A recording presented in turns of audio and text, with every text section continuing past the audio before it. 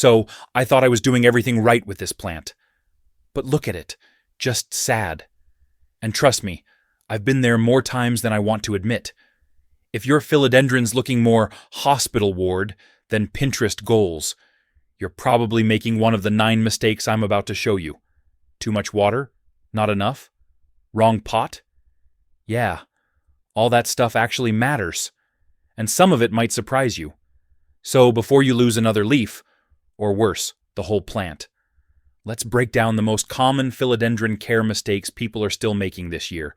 No judgment, just real talk. You ever pick a pot just because it looks nice? Yeah, I've done that too. But if your philodendron's sitting in a container with no drainage holes, it's basically drowning with no way out. Picture this. You water it like usual, walk away feeling good, but underneath, those roots are just stewing in stale water.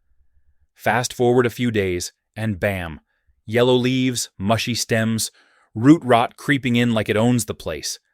I had this sleek ceramic pot once, looked amazing, but the plant hated it. I didn't even realize how bad it was until I tipped it over and got hit with that swampy smell. Now I drill holes in the bottom or just use a nursery pot inside the pretty one. Trust me, your plant cares way more about airflow and drainage than how chic the container looks. I used to think any bag of dirt from the store was good enough. Soil is soil, right? Wrong. Planting your philodendron in heavy, compact potting soil is like wrapping its roots in a wet blanket and hoping for the best. These plants want to breathe, not sit in mud. I remember scooping out some bargain brand mix that basically turned into concrete after one good watering.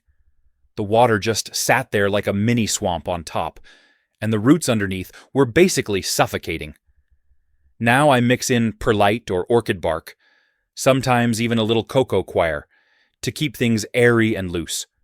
Once I switched to a chunky, well-draining mix, my plant actually started pushing out new growth, like it was finally free. Don't make your philodendron fight the soil. It should feel like home, not quicksand. I get it. Watering feels like love, right? You see a leaf droop a little, and suddenly you're standing there with the watering can, like a hero. But with philodendrons, overwatering is the silent killer. I used to think more water meant more growth, but all it did was turn my healthy plant into a soggy mess. The leaves got yellow, the stems got soft, and one day I pulled it out to check the roots, and it was straight up mush. What I didn't realize was these plants like to dry out a bit between drinks.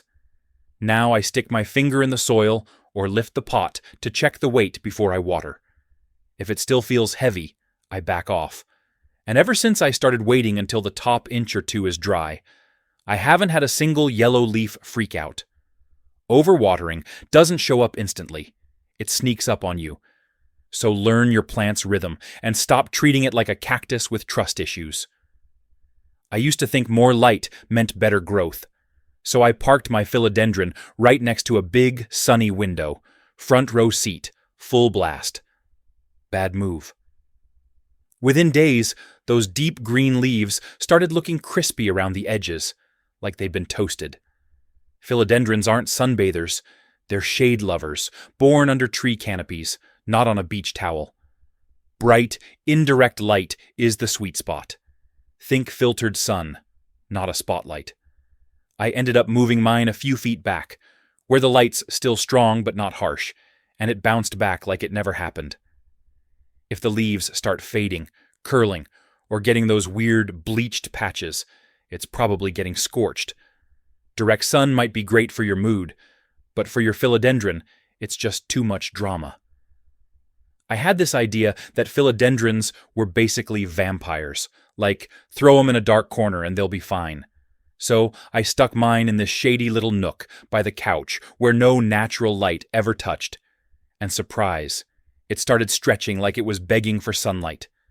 The leaves got smaller, the stems got leggy, and it just looked tired, like it had given up. These plants might tolerate low light, but they don't like it. They still need some brightness to thrive, just not the harsh kind. I moved mine closer to a window with a sheer curtain, and the difference was wild. New growth, fuller leaves, a whole attitude shift. Don't let your plant live in the shadows. It's not a mushroom. So, there was this one time I thought I'd give my philodendron a little growth boost and, let's just say I got carried away with the fertilizer. I figured more food equals more leaves, right? Nope. What I ended up with was a plant that looked like it got hit by chemical warfare, crispy leaf tips, weird spotting, and just overall bad vibes. Philodendrons aren't heavy feeders. They're more like casual snackers. A gentle feeding once a month during the growing season is plenty, and even then, I usually dilute it to half strength. I learned the hard way that dumping in extra nutrients doesn't speed things up. It just stresses the plant out. It's like force-feeding someone 5 protein shakes a day when all they needed was a light salad. Keep it simple, and your plant will thank you.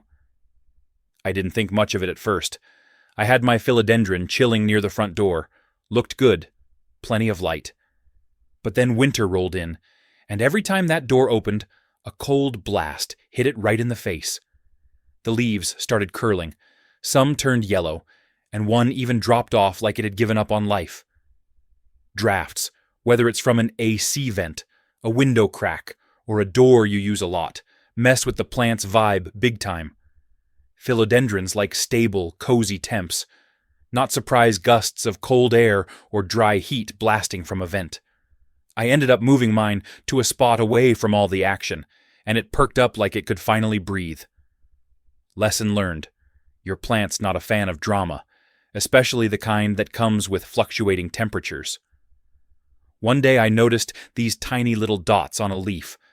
Thought it was just dust or maybe water spots, no big deal. A week later, the plant looked like it had been through a battle.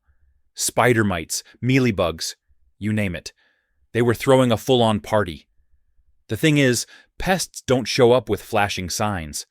They sneak in quiet and slow, and by the time you notice the damage, they've already set up camp. Now I make it a habit to check the undersides of leaves when I water. Just a quick scan. If I spot anything weird, I jump on it fast with neem oil or insecticidal soap before it turns into a full infestation. Ignoring those early signs is like leaving your front door open and wondering why raccoons showed up.